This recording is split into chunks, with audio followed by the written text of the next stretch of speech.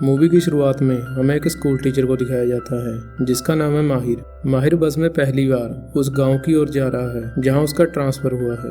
अब धीरे धीरे पूरी बस खाली हो जाती है। बस कंडक्टर माहिर से कहता है, आखिरी स्टॉप आ गया है, बस से उतर जाओ। माहिर कहता है, पर यहाँ तो कोई गांव नहीं है। तो कंडक्टर बताता है कि सरकार ने सड़क यहाँ तक ही बनाई है, उस गांव तक पहुँचने के लिए तुम्हें 2 पहाड़ों को पैदल ही पार करके जाना होगा। अब माहिर अपना बैग उठाकर गांव की तरफ जाने लगता है।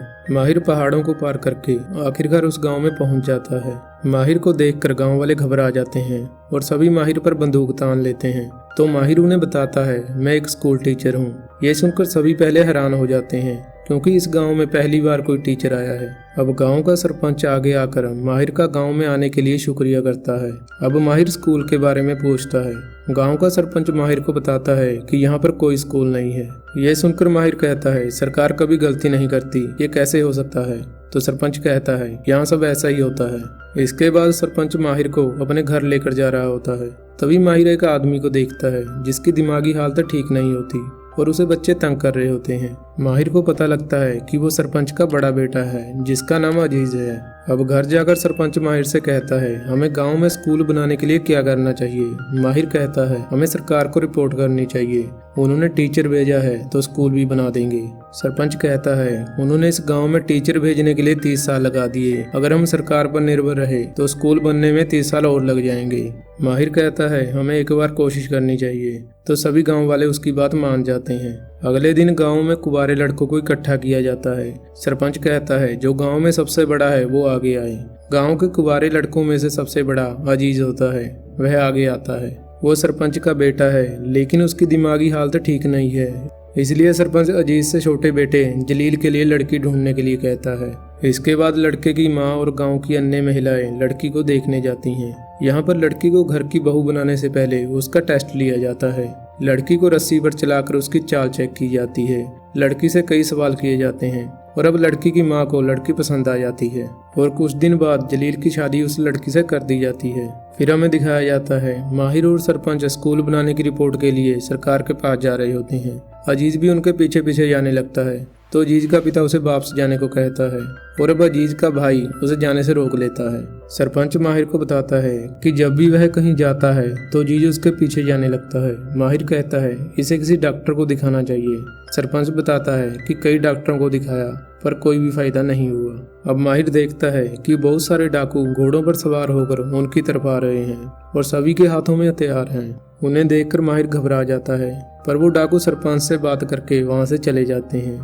इस बात पर माहिर सरपंच से पूछता है, क्या ये डाकू थे? सरपंच कहता है, हाँ, लेकिन ये गांव वालों को कुछ नहीं कहते। ये इन पहाड़ों में रहने वाले जानवरों की रक्षा करते हैं। अब ये सब नगर पालिका में पहुंच जाते हैं। वहाँ का जो अफसर है वो बताता है कि देश बहुत बड़ी मुसीबत से गुजर रहा है, इसलिए हम आपकी स्कूल बनाने में कोई मदद नहीं कर सकते। ये सुनकर सभी उदास होकर बाहर आ जाते हैं। सरपंच माहिर से कहता है, आपके आने से बच्चे बहुत खुश थे कि उनके गाँव में स्कूल बनेगा, अब उन्हें जाकर क्या जवाब देंगे? माहिर कहता है, मुझे लगता है मुझे वापस अपने घर जाना होगा।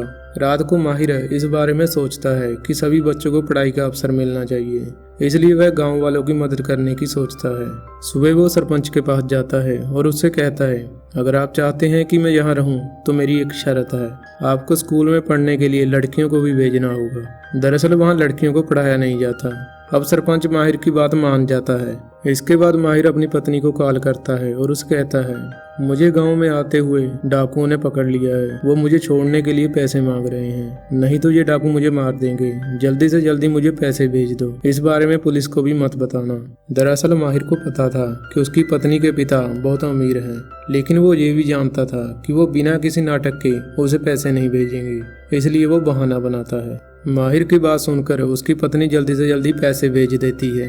अब उन्हीं पैसों से गांव में स्कूल बनने का काम शुरू हो जाता है। सभी गांव वाले भी स्कूल बनाने के काम में लग जाते हैं। अब एक दिन डाकू भी वहां पर आते हैं और उनकी स्कूल बनाने में मदद करने लगते हैं। कुछ ही दिनों में स्कूल बनकर तैयार हो जाता है। अब माहिर सभी गांव वालों का धन्यवाद करता है स्कूल बनाने के लिए और इसके बाद गांव के सरपंच से स्कूल का उद्घाटन कराया जाता है। माहिर सभी बच्चों को क्लास के अंदर आने को कहता है। सभी बच्चे जब अंदर आते हैं तो वो ये देखकर बहुत खुश हो जाते हैं। माहिर सभी बच्चों को बैठने को कहता है और बताता है, मैं तुम्हारा टीचर हूँ। अजीज भी क्लास के बाहर खड़ा होकर बच्चों को देख रहा होता है। अब रात को जलील माहिर के लिए खाना लेकर आता है। उसके साथ अजीज भी आता है। बाहर बारिश होने लगती है। माहिर अजीज से कहता है, अंदर आ जाओ, नहीं तो बीमार पड़ जाओगे। लेकिन अजीज अंदर नहीं आता और आसमान की तरफ देखकर रोने लगता है। अब माहिर और जलील बातें करने लगते हैं। माहिर जलील से पूछता है, अजीज का बड़ा भाई सैमिलो पहाड़ों में क्यों भाग गया था? जलील बताता है, एक बार एक आदमी ने सबके सामने मेरे पिता के पैरों पर कोड़े मारे थे। सैमिलो इसे सहन नहीं कर सका और उसने उस आदमी को गोली मार दी। तब से वह जेल से बचने के लिए पहाड़ों में भाग गया। इसके बाद वह अजीज को अपने साथ लेकर वहां से चले जाते हैं। अगले दिन जब बच्चे अजीज को तंग कर रहे होते हैं तो माहिर आकर उन बच्चों को ऐसा करने से रोकता है और कहता है, अगर तुमने अजीज को तंग किया तो मैं तुम्हें स्कूल में नहीं आने दूंगा। ये देखकर अजीज को बहुत अच्छा लगता है क्योंकि पहली बार किसी ने उसकी तरफदारी की है। रात को अजीज माहिर के घर के बाहर आता है ताकि उसे धन्यवाद कर सके, लेकिन वह बोल नहीं पाता। माहिर उसे अंदर बुलाता है पर अजीज नहीं आता। अजीज अपना सारा समय घोड़े के साथ बिताता है। एक दिन अजीज का अकेला घोड़ा ही घर वापस आता है। ये देखकर अजीज की माँ डर जाती है क्योंकि अजीज हमेशा घोड़े के साथ ही घर आया करता था। वह इसके बारे में अजीज के भाइयों को बताती है। सभी अजीज को ढूंढने लगते हैं लेकिन वह कहीं नहीं मिलता। फिर जब वे क्लास के अंदर देखते हैं तो अजीज वहाँ बैठा होता है।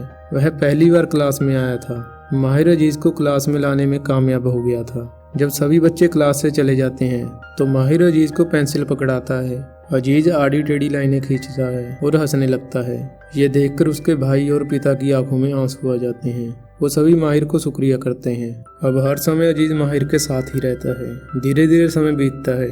सर्दियों का समय आ जाता है। अजीज के गांव में बर्फ गिरती है। ये देखकर अजीज बहुत खुश होता है। पहाड़ों में बर्फ गिरने के कारण अजीज का बड़ा भाई सैमिलो भी गांव में वापस आ जाता है। यह देखकर सभी खुश होते हैं। फिर माहिर क्लास में सभी बच्चों से उनके पिता का नाम पूछ रहा होता है। जब अजीज की बारी आती है तो वह कोशिश करता है क्योंकि वह बोल नहीं पाता और बड़ी मुश्किल से अपने पिता का नाम ले लेता है। ये देखकर सभी बच्चे खुशी से उसके लिए ताली बजाने लगते हैं। रात को सैमिलो की पत्नी उससे कहती है, तुम्हें पहाड़ों में गए हुए 10 साल हो गए हैं। अब गांव के हालात भी पहले से सुधर गए हैं। तुम्हें पुलिस के सामने सरेंडर कर देना चाहिए। सैमिलो सुबह पुलिस के सामने सरेंडर कर देता है। जब सैमिलो की सुनवाई होती है तो सरपंच और उसके भाई भी वहां जाते हैं। सैमिलो को 20 साल की सजा सुनाई जाती है। जैसे ही अजीज के पिता कोर्ट से बाहर निकलते हैं वहीं पास के गांव का सरपंच भी मौजूद होता है। अचानक कोई उस सरपंच पर हमला करने आता है लेकिन अजीज के पिता अपनी जान पर खेलकर उसकी जान बचा लेते हैं। इस एहसान के बदले में वो सरपंच वादा करता है कि वो अपनी बेटी की शादी अजीज से करवाएगा। हालांकि उस वक्त सरपंच को यह नहीं पता होता कि अजीज शारीरिक रूप से थोड़ा असमर्थ है, मगर वचन तो दे दिया गया था, इसलिए शादी तय हो जाती है।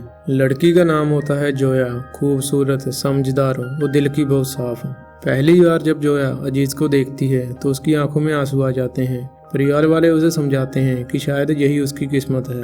जोया के लिए इस सच्चाई को स्वीकार करना बेहद मुश्किल था, मगर समय के साथ जब वह अजीज के साथ रहने लगी तो उसे एहसास होता है कि अजीज तो एक मासूम बच्चे की तरह है।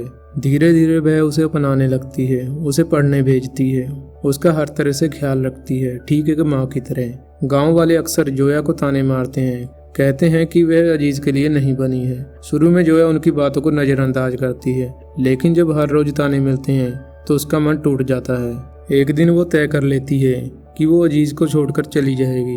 अजीज को जब यह बात पता चलती है तो उसका दिल पूरी तरह से टूट जाता है। वह अपने घोड़े पर सवार होकर चट्टान की ओर भागता है अपनी जान देने के इरादे से।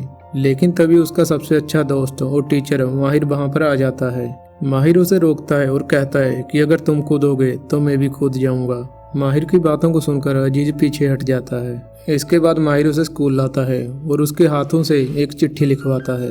अगले दिन पूरे गांव के सामने माहिर वह चिट्ठी पढ़ता है जिसमें अजीज ने लिखा होता है कि वो गांव छोड़कर जा रहा है क्योंकि उसे कभी अपनाया नहीं गया, लेकिन वादा करता है कि एक दिन पूरी तरह ठीक होकर वापस लौटेगा। और वो जाते वक्त अपने सबसे प्यारे घोड़े को गांव में ही छोड़ जाता है। समय बीतता है, 4 साल गुजर जाते हैं। माहिर का गांव में रहने का वक्त भी अब पूरा हो चुका होता है। जब माहिर गांव छोड़ता है तो पूरे गांव की आंखें नम हो जाती हैं। सरपंच भावुक होकर कहता है, पहले मेरे 6 बेटे थे, अब 7 हो गए हैं। और इसके बाद माहिर चला जाता है और फिर 7 साल और गुजर जाते हैं। एक दिन अचानक गाँव में एक कार आती है। इसमें से माहिर उतरता है जिसे देखकर सब खुशी से झूम उठते हैं और तभी कार में से एक और नौजवान निकलता है जिसकी शक्ल अजीज से हूबहू मिलती है, मगर वह बिल्कुल ठीक नजर आता है। साथ में उनका एक नन्हा सा बच्चा भी होता है। अजीज का घोड़ा उसे पहचान लेता है। वो दौड़कर उसके पास आ जाता है। ये देखकर गांव वाले हैरान रह जाते हैं, क्योंकि अब साफ हो जाता है कि ये कोई और नहीं बल्कि अजीज ही है। जोया भी उसके साथ होती है और उनके 2 प्यारे बच्चे भी। अब सभी गांव वालों की आंखों में से खुशी के आंसू बहने लगते हैं। अजीज के पिता उसे गले से लगाते हैं और पूछते हैं, तू ठीक कैसे हो गया बेटा? अजीज मुस्कुराते हुए कहता है, सच्चे प्यार में बहुत ताकत होती है। अगर आज मैं ठीक खड़ा हूँ तो सिर्फ जोया के प्यार की वजह से। अगर उसका साथ नहीं होता तो शायद मैं कभी ठीक ना हो पाता। और यहीं पर इस मूवी का पहला पार्ट खत्म हो जाता है। आई होप आपको ये मूवी अच्छी लगी होगी। अगर आपको ये मूवी अच्छी लगी हो तो वीडियो को लाइक करें और चैनल को सब्सक्राइब करें।